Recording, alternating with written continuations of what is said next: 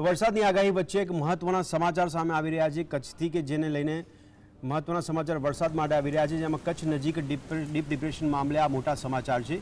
કચ્છ નજીક જે deep ડિપ્રેશનની system સક્રિય થઈ છે તેને લઈને મહત્વના સમાચાર છે કે જેમાં કચ્છ પરથી હવે વાવાઝોડાનો ખતરો ટળ્યો હોવાના અહેવાલ પ્રાપ્ત થઈ રહ્યા છે।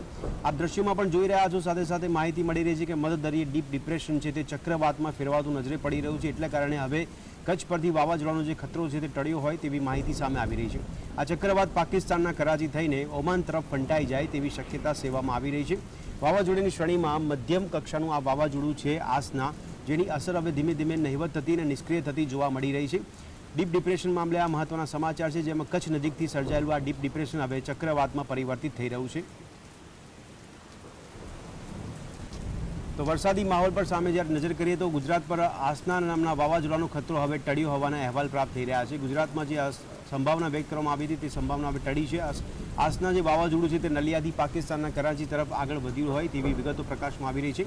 ત્યારે સાંજ સુધીમાં વાવાઝોડું અરબી સમુદ્ર મારફત મસ્કત તરફ આગળ વધવાની શક્યતા સેવામાં આવી હતી અને સાંજના સમય દરમિયાન મસ્કત તરફ આગળ વધતું નજરે પડી રહ્યું છે। વાવાઝોડાના ખતરાને લઈને કચ્છમાં પણ ભારે પવન સાથે વરસાદની આગાહી કરવામાં આવી છે અને એવામાં કચ્છમાં જે વાવાઝોડાની અસરની સંભાવના વ્યક્ત કરવામાં આવી હતી તે હવે ખતરો જે છે તે ટળ્યો છે અને કચ્છવાસીઓ માટે પણ રાહતના સમાચાર માની શકાય।